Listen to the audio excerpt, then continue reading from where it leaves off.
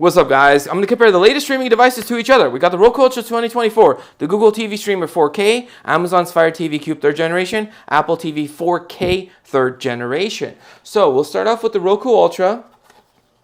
We got some ports in the back, USB 3.0, HDMI, 100 megabits per second Ethernet port, not gigabit, but 100 megabits per second.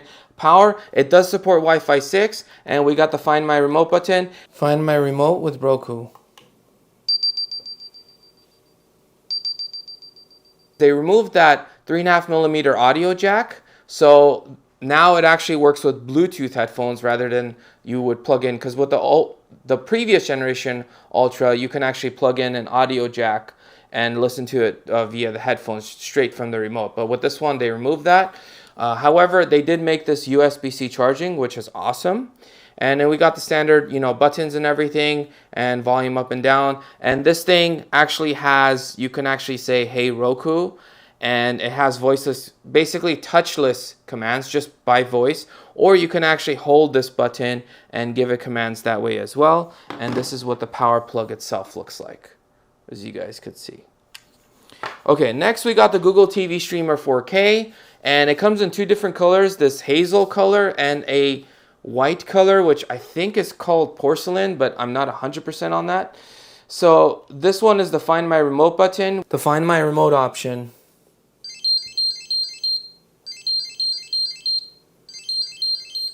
We got USB-C for power. We got an gigabit Ethernet port, which is fantastic. However, the Wi-Fi on this is actually Wi-Fi 5, which is a bit dated. I was actually hoping there'd be at least Wi-Fi 6. And then we got HDMI right here. And this is what the controller itself looks like. Very similar to the Chromecast in the previous version. And it's powered with two AAA batteries. And yeah, so all the commands. And then you actually need to hold this to use Google Assistant. And then again, the power adapter is USB-C. But on the other side, it's USB-A. It does come with this adapter, obviously. So that's it right there. Okay, next we get to the Fire TV Cube, and this one has a few extra things. Most notably, we got some buttons on the top, and you can actually use hands-free Alexa with this. Just like with the Roku, you can use hands-free Alexa with this. Well, the Roku doesn't have Alexa, it has Roku. So arguably, Alexa is a better assistant, arguably, than the Roku one. So basically, very similar to Echo buttons. However, we got some extra ports here. So the main advantage is we got an HDMI in and an HDMI out. So if you have no spaces left on your TV, you can actually take something out from the HDMI, plug it through this, and then go out from this to your TV. And you will actually, it's basically, in theory, it won't even take any additional HDMI ports, because the device you connect through this, like for instance, let's say you want to connect your Nintendo Switch through this, you can actually still play your Nintendo Switch because it'll just pass through this and go to your TV. We got the infrared extender, IR, power, USB, and this one is also a 100 megabits per second Ethernet port. I do wish it was a gigabit, but it's 100 megabits per second. However, this thing does have Wi-Fi 6E. So, but unlike the other two, there is no Find My Remote option with the remote it comes with by default. So this is the remote it comes with. This is the Alexa feature. So you hold that, you can give Alexa commands. You can even show your Ring cameras if you have that. Very standard buttons, and it's powered with two AAA batteries. However, if you decide, they have an Alexa Voice Remote Pro, which I've actually individually reviewed this, made a video just on this remote. This one actually has a Find My Remote option. So if you did want that, you can actually buy this additional controller, pair it with this, and it will actually have a Find My Remote that you could just use Alexa with. Alexa, Find My Remote. Let me try to ring your first remote control. This could take up to 30 seconds. And then we have the Apple TV 4K, and this one is pretty straightforward. We got a power plug. We got a gigabit Ethernet port, which is fantastic. And this thing also supports Wi-Fi 6, which is also really good. And we got HDMI. And very simple, very elegant. In my opinion, it looks the most elegant and the most premium from the bunch. The remote also feels very nice. It feels, I think it's aluminum, but it's definitely a metal. And then Siri remote, Siri commands if you hold that.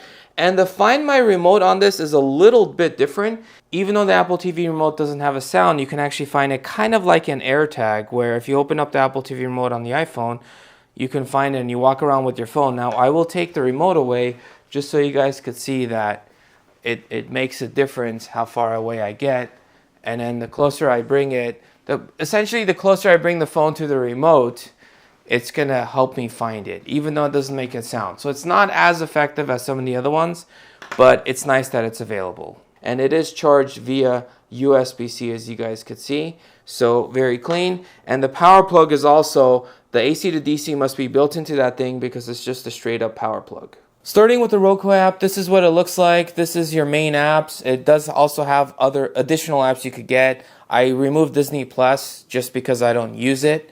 So there, and you can remove stuff too, obviously. You can also organize stuff as well. Let's say if you want to move Apple TV, you highlight that, you click on the asterisk, you click Move App, and then you can move it wherever you want to move it to, and then it'll save that. So you can also, if you go to settings, just because we're talking about this topic, you could change the theme as well. And there's several options to choose from, so I could change the theme and make it look entirely different. You can also change wallpapers. There's a bunch to choose from there as well. And then you could change screensavers. So there's a lot of things you could choose.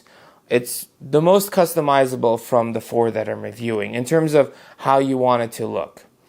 So let's just do a quick speed test. Let's open up Netflix just to show you guys how fast things load or how slow they load as well. So this is the first time I'm opening up Netflix. If I open it up a second time around, it actually opens up much faster. So let's just go to kids, for instance, and I'll just press play on something real quick. And I don't know, the Sing Thriller. Okay, let's click on this. Let's click play. So loaded up fairly quickly. I'm fast forwarding, loaded up fairly quickly, fast forwarding again, just to show you guys the speed of, okay, that took a second, but overall still pretty fast. And let's do a quick speed test as well. In fact, actually before the speed test, I want to show you guys something you get with the Roku. You get the Roku channel with the Roku. And that basically includes a lot of free stuff that you could watch. It does have advertisement, but there's a bunch of choices of things you could literally watch. So for instance, if I wanted to watch The Book of Life, some of them there's a $ because it's through a different subscription, but with most of the Roku stuff, it's, again, there's ads and stuff, but it's free. So and it's loading pretty fast, as you guys could see right here. This thing loaded up super quick. So it's nice that you get that with Roku. You also get live TV. Granted, the other ones have live TV as well, but you could, check out live TV. So if you wanted to watch the news, for instance, you could click on this. You don't need a separate antenna. And then there's a whole guide as well. So if you click the little guide button on the remote, you can actually watch, just scroll, click on stuff, and, let's say I'm going to click on that, and there it is. So there's a lot of stuff that comes included in the price, but obviously like Hulu, Prime Video, Apple TV, Netflix, Max, Crunchyroll, that stuff does require a subscription. Okay, so now, and there's not a lot of gaming options for Roku, so if you're like, hey, can it do Amazon Luna, or can it do, Xbox Game Pass, things like that, it's like, no, this is, I mean, it could do some games, but it's mostly for streaming. It's not that game focused. So now let's just do a quick internet speed test, which I already did, but let's just do another one. So this is currently hooked up to Wi-Fi. If I was hooked up to Ethernet, I would get just under 100 megabits per second because, again, it's limited to 100 megabits per second. But on Wi-Fi, I got internet download speed on the bottom right of the screen. It says good at 436 megabits per second. Now, my internet speeds are very fast at 5 gigabits per second upload and download. And I do have a very, very fast router running right now, the Orbi 970. Now I just connected the Ethernet port. So now it's showing up as wired. And it should give us a little under 100 megabits per second. Again, it would be nice if they put gigabit Ethernet on this. So we got 93 megabits per second. Hey Roku, Top Gun Maverick. So it found it, which is great. Perfect, right? So I click on this and it's going to show me all the ways I could watch this, right? So Paramount Plus, Prime Video, Plex, and 5 other ways to watch. Fantastic. The one thing that it doesn't do, which is true for all the other ones, unless it's on the platform itself, is that I actually purchased this on Prime Video, whereas from here it says from $3.99. So it actually doesn't go and check to see what my purchases are. So if I click on that from $3.99, it opens up Prime Video. It's just going to play the video. So I'm going to click on yes, and then it's just going to play the video because, again, if I back out, it's just going to say you purchased this. The only stuff that it finds is stuff that's free for everyone. Reacher. So because Reacher is free for everyone on Amazon, if I click on it, it's going to show up Prime Video, sign in or subscribe, and it's not going to show from a amount because, again, Reacher is included if you have a Prime subscription. And again, this is true across the board. So I have an iPhone and I can actually mirror my entire screen. So, and this is actually the Roku app itself. So I can actually also get the Roku app and control it without the controller directly from my iPhone. And then I could, I could press play, connect to device. It's going to show connected. And then if I do something, then it's going to press play and then I could control it from here. And there it is. Now we get to Google TV. This is what the interface looks like. It's very different from the way Roku looks. And that's because they categorize movies or shows or films from different stuff, from different subscription services. So this one is from Crunchyroll. This one's from Max. This one's from Prime Video. So it just depends. It's like, oh, I want to look for action shows. And then it's like, okay, these are the action shows from different stuff. So it just depends what your preference is for that. But in terms of scrolling and everything, it's pretty smooth. It is hooked up via Ethernet right now, and I will do an Ethernet speed test. But let's also load up the movie just to show you guys. Let's just see how fast things load on Prime. We'll also try Netflix, because sometimes it makes a difference. The subscription service itself, Netflix is typically on the faster side. So let's see how fast this thing loads. So it's already loaded because it's saying PG.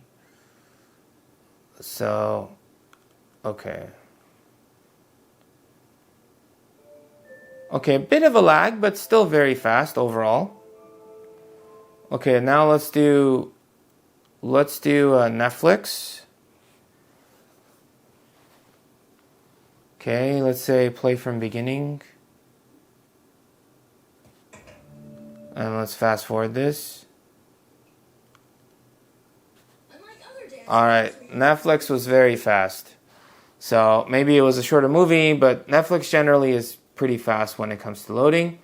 Alright, so let's do an internet speed test. So your apps are here on the main page, or you could actually go to apps right here as well. So it depends how you want to do it.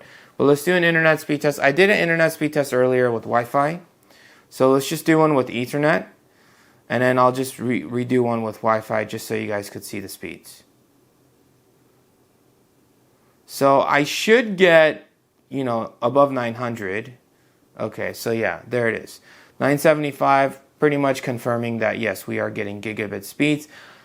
This testing server is different from Roku, so there can be differences because it's an internet speed test. But generally speaking, yeah, so I'm pretty much getting the full, just about the full gigabit speeds, what I would expect from this test. All right, now let me unplug it. All right, so now it should go to Wi-Fi, and last time I got around 400, so let's just do start again. Let's see if it connected to Wi-Fi, because I just unplugged it, which is also another good test. Yeah, so it connects to Wi-Fi pretty quickly. So even though this is Wi-Fi 5, it's still pretty fast. In fact, I was actually expecting it to be slower when I first got it, just because Wi-Fi 5 is pretty dated. And, Wi-Fi 6 should do better.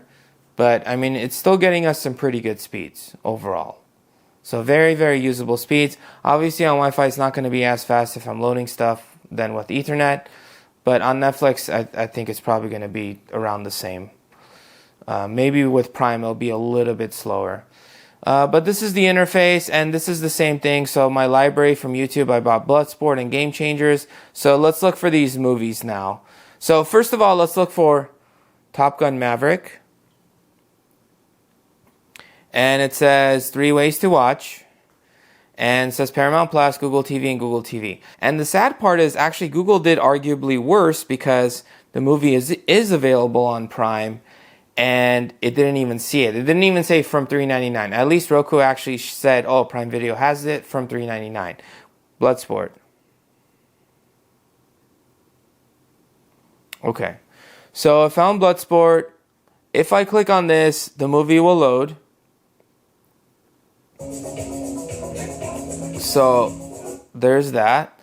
However, if I do Bloodsport, here's something interesting that I noticed.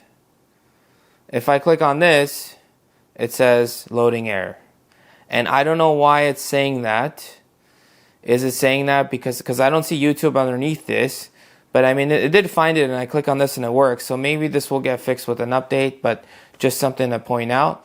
And you could still cast stuff to this. So if I'm watching something on the phone, I could cast it. I could get the Google TV app even on an iPhone, and I could control it with this as well, as you guys could see.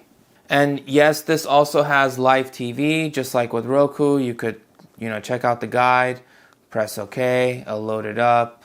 And you could, it takes a second to load, and then you could change channels and everything. And takes a second to load, and then you're golden. And you could customize the screensaver on this, which I forgot to mention with the Roku. With the Roku, you can actually upload some files and have it selected from there. But this one, you can actually do it directly from Google Photos, or you could do the art gallery, or you could do custom AI art. Next, we get to the Fire TV Cube, and the interface is fairly similar to the Google TV interface, where things are bundled up into categories, essentially. And yeah, but a bunch of Prime categories as well. So this one is Prime movies we think you'll like. So things like that. And then scrolling smoothness wise, I feel like Google is a little bit smoother than this, but this one's not bad. And kids and family movies. In fact, let's click on one of these just to see how fast it loads. On Wi-Fi. Again, the Ethernet on this is limited to 100 megabits per second. So I'm fast forwarding it now.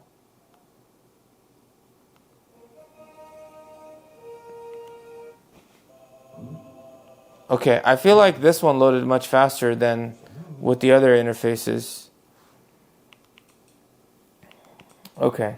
And then, you have Netflix, everything like that. And then they have the different categories as well.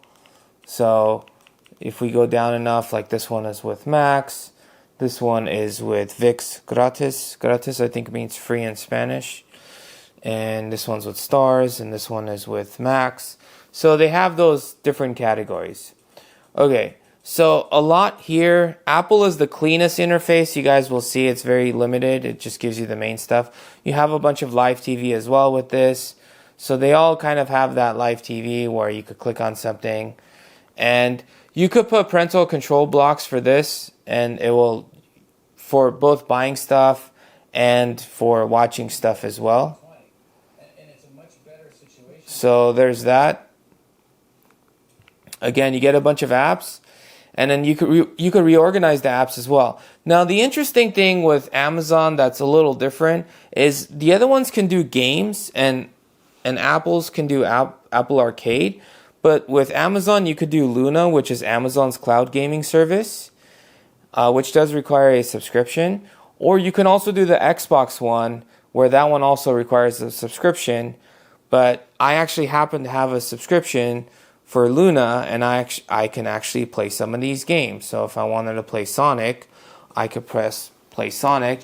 And you could set up different controllers for this as well. So you could set up the Luna, Xbox, PlayStation, or other controller. I actually have the Luna controller right here. So if I just click this, it will sync up with this. Later. And again, you could play games with the other ones as well. And even with the Apple TV, you can actually hook up a PlayStation controller and play Apple Arcade games. But again, because this thing has Xbox natively built in, the Xbox app that allows you to play some of the Xbox games from the cloud, I think Fire TV probably has an edge on the rest. Alright, so we came to the Internet Speed Test app, and we're going to see how fast it is on Wi-Fi 6E. I hope it's faster than the Wi-Fi 5 on the Google streaming.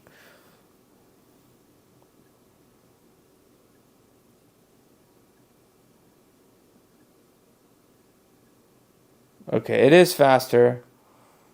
Not by a whole lot, but it is faster. I think the Google one got around 400. Okay, so this one is faster, but I mean, honestly, I was expecting it to be a little bit faster than this. A little bit bigger difference between Wi-Fi 6E and Wi-Fi 5. Alright, so I connected the Ethernet, and now it's doing an Ethernet speed test. And again, it should be right just underneath 100 megabits per second, which is what we're saying. So overall, it should be better to be connected to Wi-Fi if you actually have a capable enough router that's fast enough to surpass the 100 megabits per second speeds. Otherwise, Ethernet is definitely the way to go.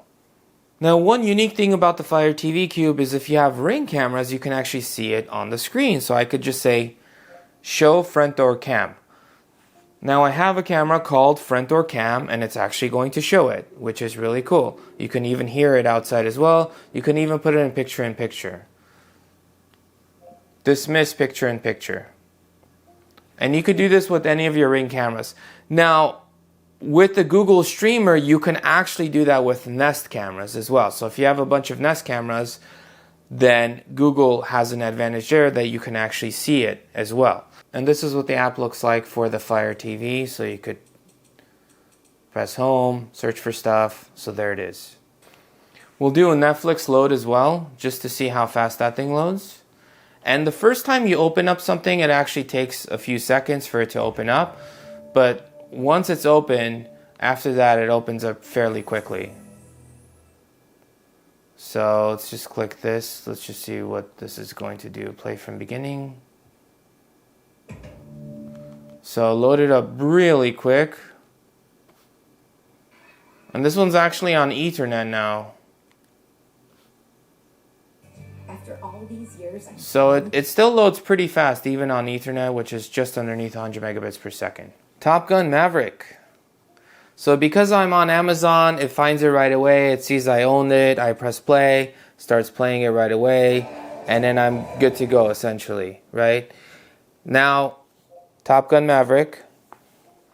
Now, the same way Google did it, Amazon does it. Because if I click on more ways to watch, it doesn't even show up with Google TV as an option. Or if Apple TV has it, I don't even know because it's not showing up as an option.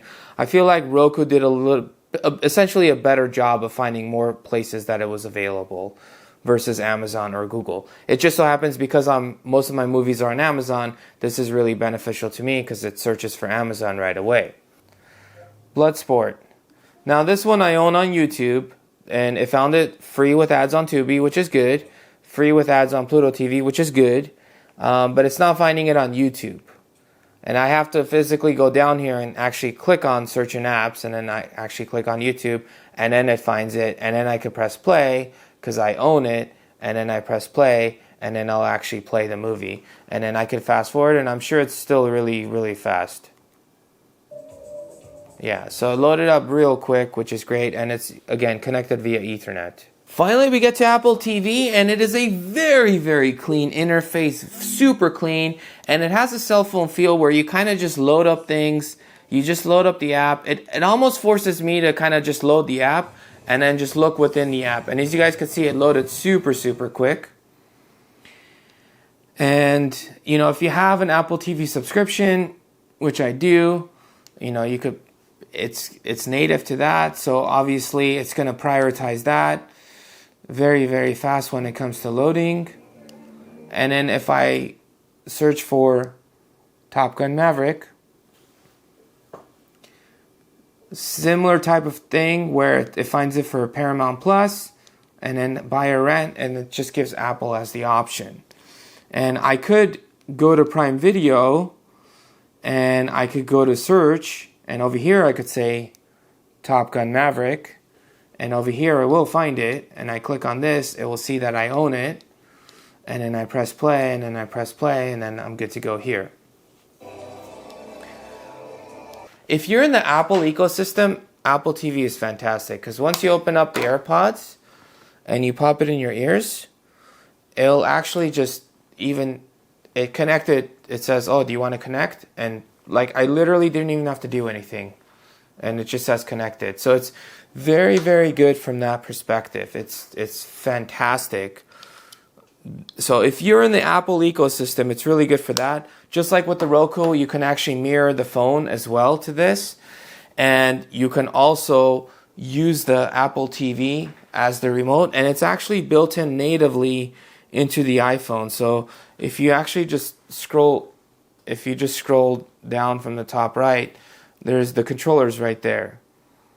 So, and it just shows up and it just works, as you guys could see. So I just downloaded the speed test app. I just ran a speed test actually, but let's just run another one. So the cool thing about the iPhone, the Apple TV is you can actually go to the App Store just like you can with the iPhone, and I can actually legitimately download the speed test app, which is fantastic. So as you guys can see, I'm pretty much getting almost those gigabit speeds, and typically when they say gigabit, they mean right around 940. And this is the most consistent speed test app. This is my favorite internet speed test app that I use. So I think this is much more accurate than the other ones that I tested with. So now let's do a Wi-Fi one. So it switches over to Wi-Fi really quickly, and check this out. Even on Wi-Fi, we're still getting very, very fast speeds. So in terms of the internet speeds, the internet connection, Apple TV has it both on Wi-Fi and on Ethernet. I mean, the Google TV streamer on Ethernet is just as fast, but on Wi-Fi, also Apple TV is just fantastic. So it's very, very fast. And again, I'm actually using the speed test app by Ookla, Ookla. I usually just say Ookla. I don't know if it's pronounced something else. But you guys can see got some very fast speeds. So in a nutshell, everything depends on your specific situation. So for me, my personal favorite happens to be the Apple TV with a very close second place to Amazon's Fire TV. And really the reason why I like Apple TV is that AirPods connect really quickly. I can control it from my phone very easily, just like with all the other ones, but it's natively built into the iPhone, which is great. And I really, really like the interface, and it's very fast and it's very smooth, and it pretty much never lags. It's just fantastic. Whereas I like the Amazon Fire TV because I have a bunch of Ring cameras, and I also have most of my stuff is from Amazon. Now, the Roku and the Google, I like those, but I don't use those as often because I'm not really vested into those ecosystems as much. So those are my choices. Let me know what your choices are in the comment sections below. Hopefully this video helped. If it did, smash that subscribe button. I'll put product links down below as well. Thank you guys for watching, and I'll catch you guys in the next one.